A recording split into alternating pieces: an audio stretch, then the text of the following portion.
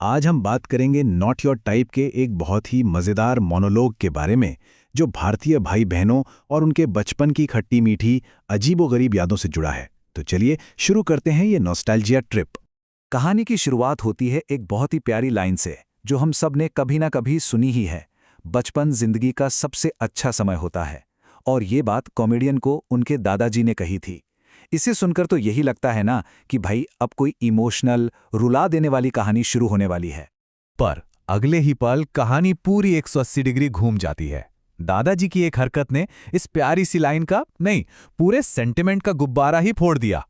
और बस यहां से हमें हिंट मिल जाता है कि ये बचपन की यादें भाई सीधी सादी तो बिल्कुल नहीं होने वाली हैं।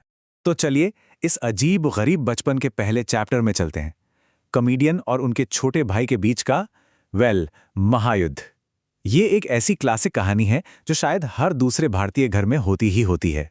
तो इस भाईगिली में रोल्स कैसे बटे हुए थे, यहाँ देखिए। बड़ा भाई था घर का सीनियर और WWE का फैन, मतलब चैंपियन। और छोटा भाई बेचारा प्रैक्टिस पार्टनर। एक सपने देखता था तो दूसरा उन सपनों को अपने स्टाइल में तोड़ता था। जैसे कि एक बार छोटे भाई ने बड़े शान से कहा कि उसे डॉक्टर बनना है। बड़े भाई ने मदद करने के लिए क्या किया, उसको लाके दे दी नीट की किताबों का पहाड़। और नतीजा, बेचारे का सपना बस सपना ही रह गया। अब वो असल जिंदगी में नहीं, बल्कि सिर्फ डॉक्टर वाले खेल में ही पेशेंट बनता है। अब सुनिए एक और अजीब किस्सा। हुआ यूं कि एक बार छोटा भाई बिस्तर पर गिरा और जोर जोर से रोने लगा। तो घरवालों ने उसे चुप कराने के लिए क्या कहा, अरे कुछ नहीं हुआ, एक चींटी मर गई। बड़ी सिंपल सी बात लगती है ना? लेकिन इस सिंपल सी बात का मतलब बहुत गहरा था। क्योंकि सोचिए ना, अगर एक बार गिरने से चींटी मर सकती है, इसका मतलब तो यही हुआ कि हम सब इतने टाइम से चींटियों से भरे हुए बिस्तर पर सो रहे थे। उफ, बचपन का लॉजिक कभी-कभी सच में डरा देता है। ओके, अब आते हैं कहानी के सबसे मजेदार हिस्से पे। एक ऐसी घटना जिसे एक फुल ऑन डिटेक्टिव फिल्म की तरह बताया गया है। टाइटल है द स्कूल पॉटी इंसिडेंट। ये पूरा मामला एक क्रिमिनल इन्वेस्टिगेशन में बदल गया। देखिए ना, पहले हुई घटना, फिर स्कूल से आया बुलावा, फिर हुई पूछताछ, और आखिर में एक ऐसा ट्विस्ट जो किसी ने सोचा नहीं था। सस्पेंस तो जैसे बढ़ता ही जा रहा था। और जब छोटे भाई को गिरफ्तार करके ले जाया जा रहा था, उसने बिल्कुल फिल्मी स्टाइल में चिल्लाकर कहा, मुझे फंसाया जा रहा है। और बड़े भाई को भी पक्का यकीन था कि इस मासूम सी दिखने वाली घटना के पीछे कोई बहुत बड़ा राज है। और फिर घंटों की कड़ी तहकीकात के बाद जब पर्दा उठा तो सबके होश उड़ गए। असली गुनहगार छोटा भाई नहीं, बल्कि स्कूल का पीटी टीचर निकला। लो जी, स्कूल की सबसे बड़ी मिस्ट्री सॉल्व हो गई। स्कूल के इस मिस्ट्री केस के बाद अब चलते हैं बचपन के कुछ और अजीब विश्वासों और कारनामों की तरफ, जिन्होंने इस कहानी को और भी मजेदार बना दिया। कभी सोचा है कि एक पतंग से एलियन से कांटेक्ट किया जा सकता है? इनको तो यही लगा था।